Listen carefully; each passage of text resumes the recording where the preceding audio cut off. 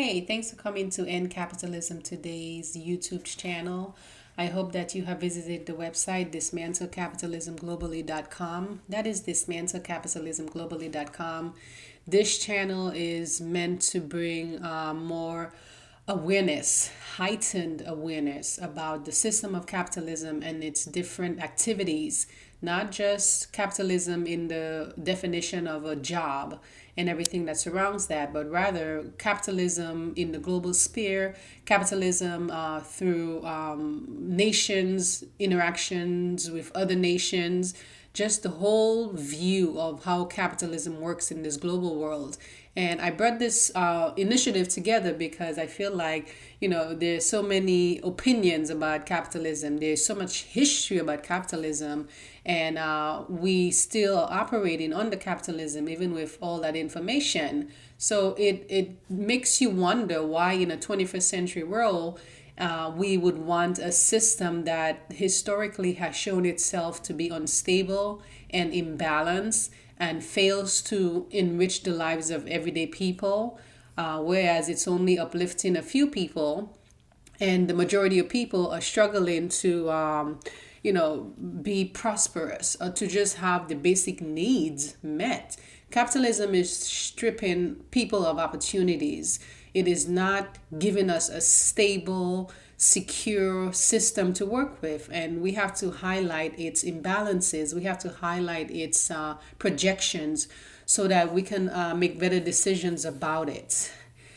Today, I want to talk about this highly important book that I feel like everybody should have in their library.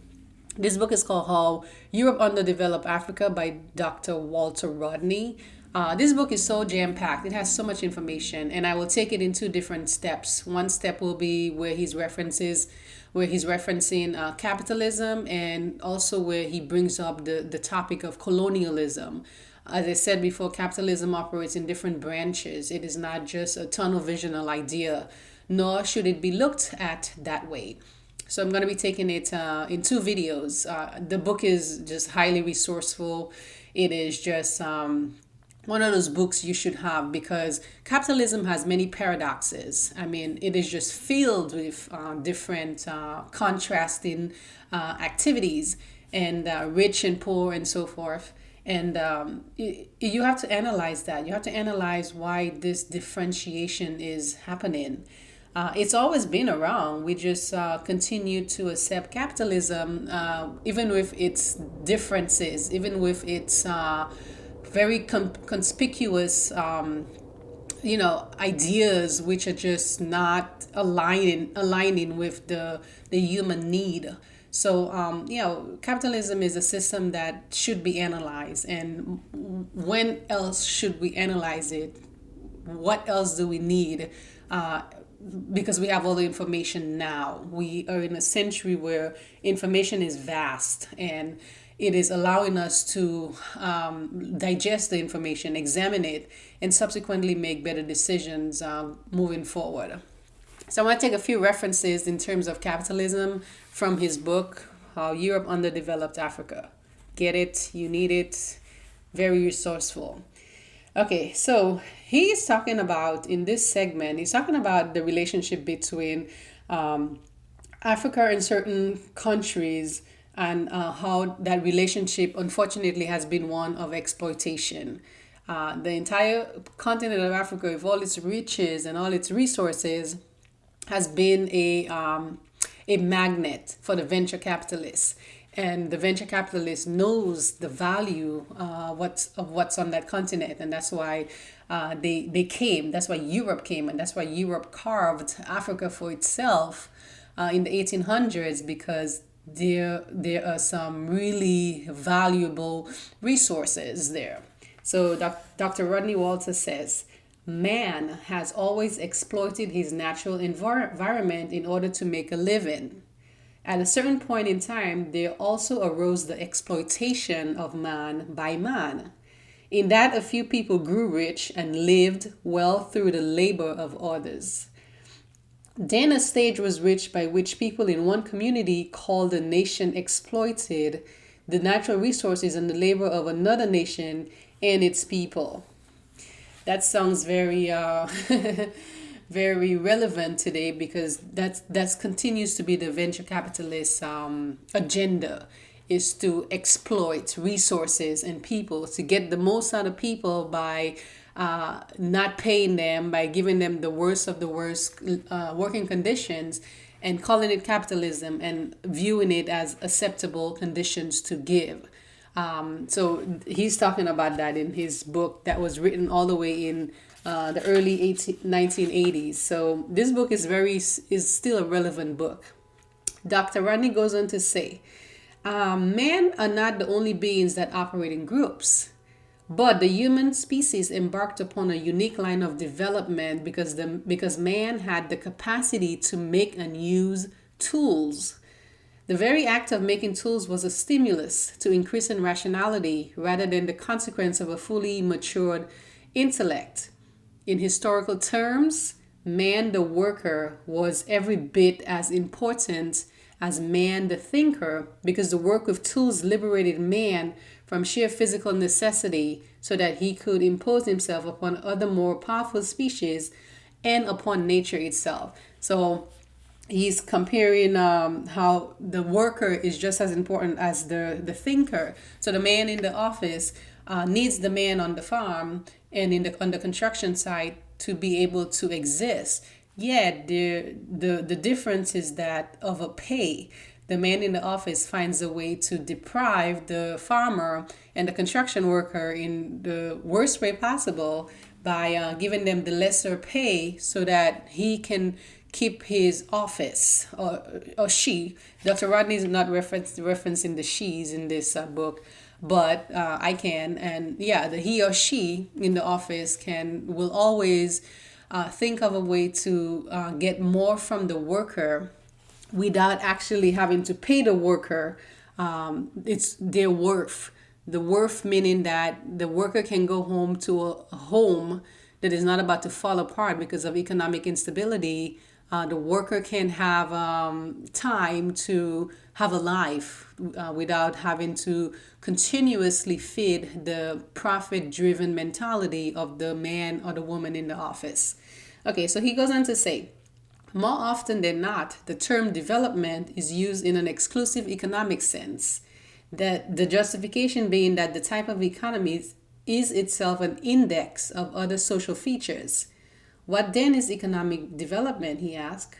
A society develops economically as its members increase jointly their capacity for dealing with the environment. So he's saying that this society only operates better when they conjoined.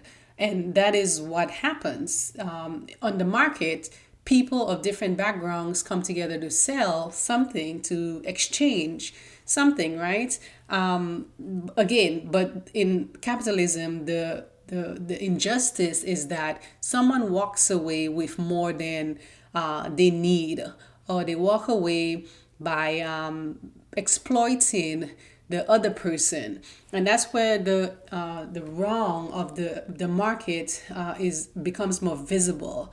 Is that we are meeting, we are exchanging, and that's a beautiful thing.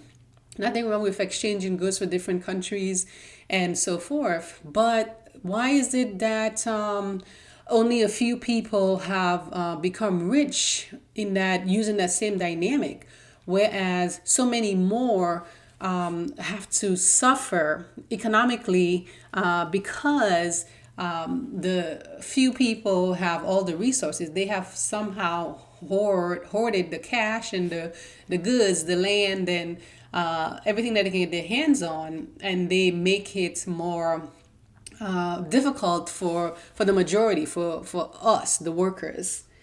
I want to reference some more of his work in terms of capitalism. Like I said, it is one of those books where you need to have, because it's a lot of information. I would be doing a disservice if I only focus on one aspect of this book, because there's so much to learn. He says so much and it's so relevant. So this is where he's talking about a social process, and he's defining this, okay? So he says, So he's talking about how family land became smaller as far as more peasants were concerned, and the minority took over the greater portion of the land. Those changes in land tenure were part and parcel of development in its broader sense. That is why development cannot be seen purely as an economic affair, but rather as an overall social process which is dependent upon the outcome of man's effort to deal with his natural environment. So, again, he said that unfortunately, development has been defined as strictly economic. But should it be that? Should we strictly focus on the economic part of development? Why not? Why not the outcome of this idea, so that we can really see if it's helping man to reach his highest potential or her highest potential, and also making sure that they have everything that they need in terms of basic necessities to live a prosperous life, to live a spirit filled life. He's not just focusing on man developing through economics, but also as a whole human being. So it says, through careful study, it is possible to comprehend some of the very complicated links between the changes in the economic base and changes in the rest of the superstructure of the society, including the sphere of ideology and social belief. The changeover from communalism in Asia and Europe led, for instance, to codes of behavior, particularly to feudalism. So this is where he's going deeper into how it's defined in Asia and Europe, and how they started to use other mechanism, other resources to define their structures. More importantly, more in the lines of economics. And again, he's questioning, like, why is this the only way of measuring a man, in terms of in terms of economics, not why can't it be something else? And he's talking more about that in the book. Again, it's jam packed, so I'm like really struggling to pick up on the shortest versions of his book. It gives great details. So he goes on to say, development was universal because the conditions leading to economic expansion were universal. Everywhere man was faced with the task of survival by meeting fundamental material needs, and better tools were a consequence of the interplay between human beings and nature as part of the struggle for survival. So he is again talking about development and how we have always, our development has led more into economic expansion being a universal definition. All of us, in whatever part of the world we are, we have this inclination that we have to gain material, we have to have it, and capitalism definitely doesn't take that away. It forces us to make sure that we have that material, because we need it, because everything has become so material based on its model. There's that vast competition for it. There's that I'll do anything to get to the resource, and that's what's happening. It's that quest for continuously having stuff, even the stuff that you don't need and you will never need, but you operate on a system that says yes, to validate your love for someone, you must buy them a ring, and you must take them on a vacation in sandals, which are very expensive resort places, to validate that love. So, I mean, that's why you have so many advertisers who spend so much money on different in different markets and by using different products, is because they know the value of putting that into your mind, that you cannot just be an average human being who doesn't want a nice vacation and who doesn't want some diamond from Congo, and so forth. They stick your individualism to a material source. They don't feel like you can define yourself without a whole lot of stuff.